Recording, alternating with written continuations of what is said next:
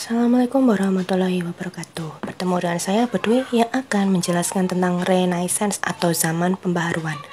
Renaissance terjadi setelah abad ke-15 Masehi. Renaissance adalah masa keberlanjutan dari abad pertengahan yang terjadi di Eropa pada abad ke-5 hingga abad ke-15 Masehi. Renaissance adalah zaman peralihan antara abad pertengahan dan zaman modern di Eropa. Jika diartikan, Renaissance sendiri adalah sebuah periode dalam sejarah Eropa yang ditandai dengan gerakan melahirkan atau menghidupkan kembali peradaban Barat yang mati suri, yaitu kebudayaan Yunani kuno dan Romawi kuno. Kenapa kok disebut mati suri? Karena pada masa itu di Eropa abad pertengahan, kebudayaan yang ada di Eropa itu benar-benar dihambat atau dibatasi karena adanya aturan-aturan yang ada di gereja atau aturan-aturan yang dikeluarkan oleh gereja. Nah, Renaissance terjadi karena adanya latar belakang yang ada di bagian berikut ini. Jika kalian lihat, latar belakangnya adalah ada Dark Age, ya. Dark Age sendiri adalah zaman kegelapan yang terjadi pada masa Eropa abad pertengahan yang sudah kalian pelajari minggu kemarin. Nah, kemudian yang kedua adalah keinginan melahirkan kembali kejayaan peradaban Yunani dan Romawi kuno, dan yang ketiga adalah humanisme.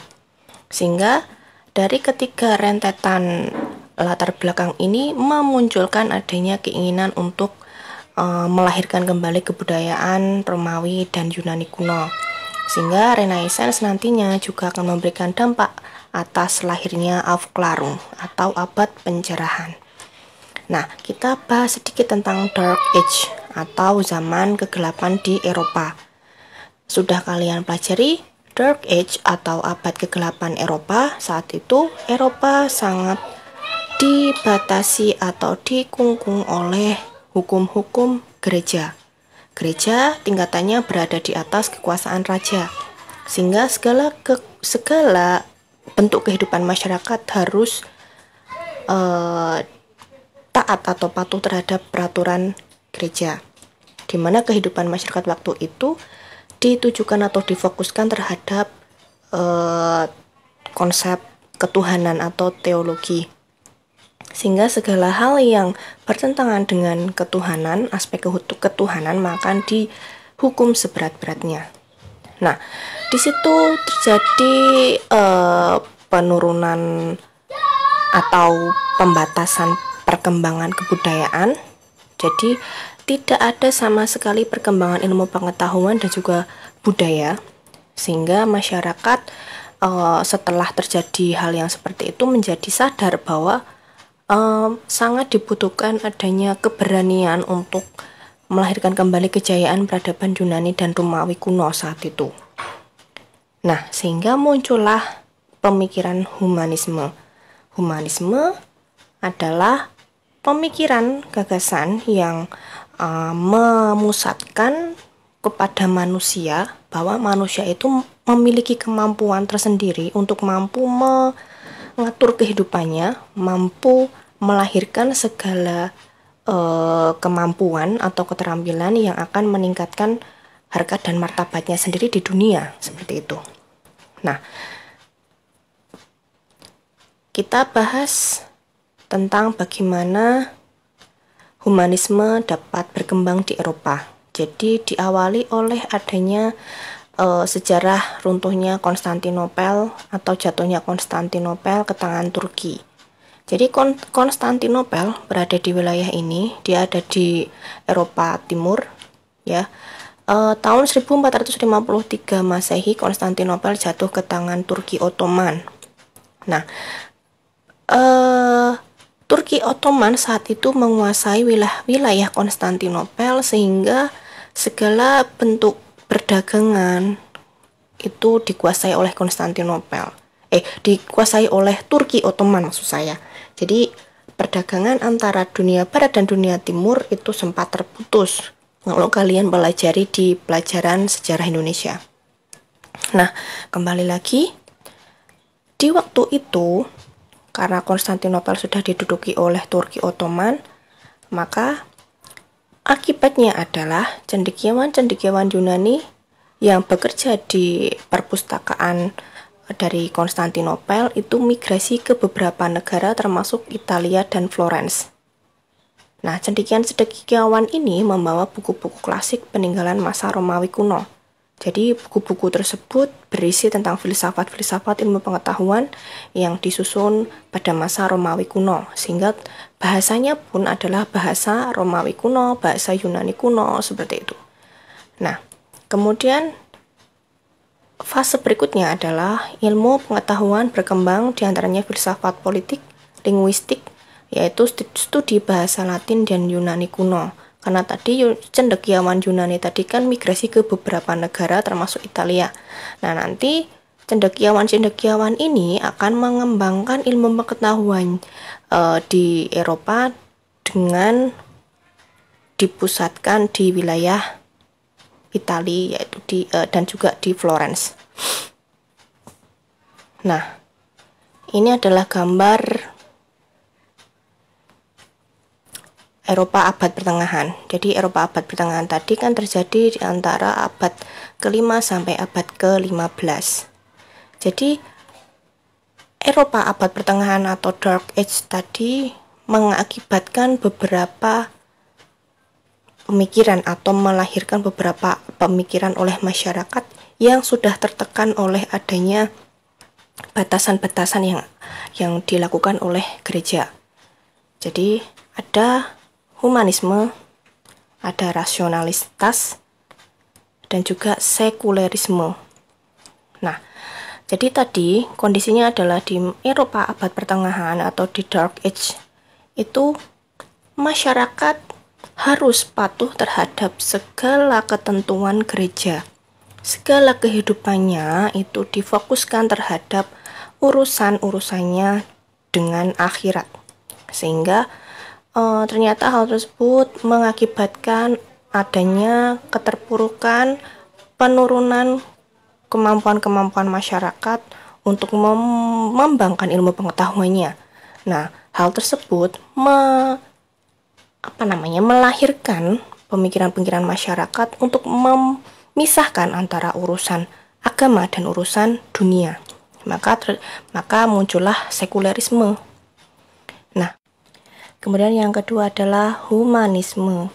Humanisme tadi sudah sempat saya sebutkan bahwa humanisme adalah konsep di mana manusia itu dijadikan sebagai pusat atas segala keinginan, segala kebutuhan yang akan dipenuhinya sendiri. Kemudian yang ketiga adalah rasionalitas. Nah, tadi dengan adanya humanisme itu sendiri, maka muncullah pemikiran bahwa manusia itu sebenarnya memiliki kemampuan atas dirinya sendiri.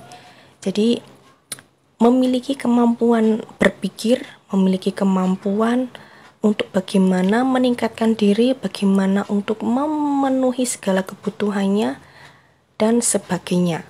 Jadi tidak bergantung terhadap Tuhan saja. Jadi kalau misalkan untuk memenuhi kebutuhan makanan, manusia itu bisa kok membuat sendiri, maksudnya dengan menanam, dengan beternak dan sebagainya. Jadi tidak perlu menunggu untuk diberikan Tuhan. Seperti itu. Nah, humanisme itu disampaikan oleh Protagoras. Jadi manusia adalah tolak ukur dari semuanya. Jadi sudah saya sebutkan tadi bahwa manusia di sini sebagai pusat atas segala aktivitas-aktivitas yang dilakukan di dunia itu semuanya itu berasal dari manusia sendiri yang dapat melakukannya, begitu. Nah, tadi sudah kita sebutkan bahwa cendekiawan dari Yunani tadi bermigrasi ke beberapa negara di wilayah Eropa. Salah satunya adalah di Italia dan Florence. Nah, kita jelaskan kota Florence sendiri. Di sini adalah kondisi kota Florence. Kota Florence adalah kota dagang. Sebagai penghubung antara kota-kota dagang di Eropa pada masa Konstantinopel masih di bawah Kekaisaran Bizantium.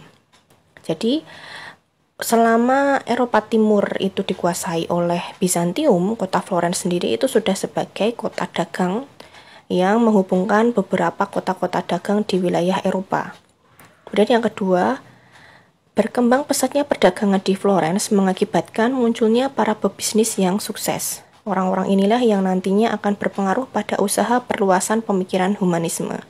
Jadi kita sedang membicarakan tentang pengaruh dari kota Florence atas penyebaran pemikiran humanisme dan rasionalitas ke wilayah Eropa.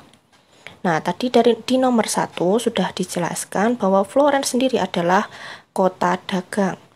Nah, dari Konstantinopel itu kan terkenal dengan perdagangan atau pelabuhan dagangnya yang menghubungkan antara para pedagang Eropa dan pedagang di Asia dan Afrika.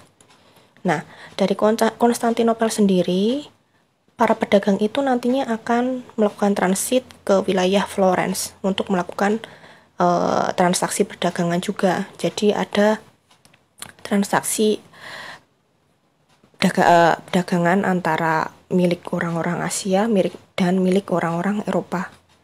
Nah, lambat laun kondisi perdagangan di Florence itu semakin meningkat dan mulai muncullah para kaum pebisnis tadi yang sukses. Kemudian yang ketiga adalah Florence ini sebagai kota pelopor perluasan pemikiran humanisme dan rasionalitas. Pengembangan ilmu pengetahuan di kota ini berhasil karena usaha para cendekiawan yang migrasi ke Italia, salah satunya ke Florence itu sendiri. Mereka mengajarkan ilmu-ilmu filsafat. Nah, cendekiawan Yunani yang terkenal karena mengajarkan bahasa Yunani, karya sastra dan hukum di Florence adalah John Argyropoulos dan Demetrios Chalkokondyles. Nah, orang-orang pebisnis ini mendukung untuk dilakukannya pendirian sekolah-sekolah menengah dan universitas untuk mengembangkan kajian terhadap kebudayaan-kebudayaan klasik, mempromosikan sastra dan sebagainya. Hal ini terjadi sekitar tahun 1600-an. Nah, orang-orang yang dimaksud tadi adalah salah satunya keluarga Medici. Keluarga ini memberikan modalnya untuk pelahiran pemikiran-pemikiran humanisme dan rasionalitas di wilayah Eropa. Nah, sekolah-sekolah tadi yang sudah didirikan itu menghasilkan beberapa tokoh. Nah, di sini ada 2 tokoh yang sudah kalian kenal. Yang pertama adalah Leonardo da Vinci yang menghasilkan lukisan yang sangat terkenal, yaitu Mona Lisa. Kemudian yang kedua adalah Michelangelo yang menghasilkan karya bernama Patung Pieta.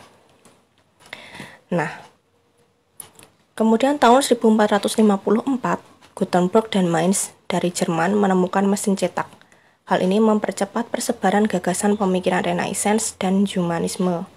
Kenapa? Karena dengan adanya mesin cetak, nantinya orang-orang cendekiawan yang sudah memiliki pemikiran-pemikiran tentang humanisme dan rasionalitas, maka mereka akan membuat karyanya bisa berupa jurnal atau berupa artikel yang bisa mereka cetak dengan jumlah yang banyak dan mereka akan sebarkan ke seluruh daratan Eropa. Sehingga humanisme sendiri nanti akan tersebar ke beberapa wilayah di Eropa seperti Belanda, Inggris, Italia, Jerman, dan sebagainya.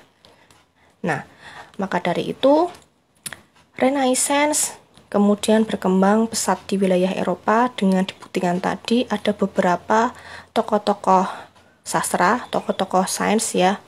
Ada Leonardo da Vinci dan Michelangelo sebagai perwakilan tokoh sastra, tokoh seni gitu. Nah, begitu sekian tentang penjelasan Renaissance. Jadi bisa kita simpulkan bahwa Renaissance adalah masa di mana masyarakat Eropa itu bangkit dari keterpurukan, bangkit dari masa kegelapan,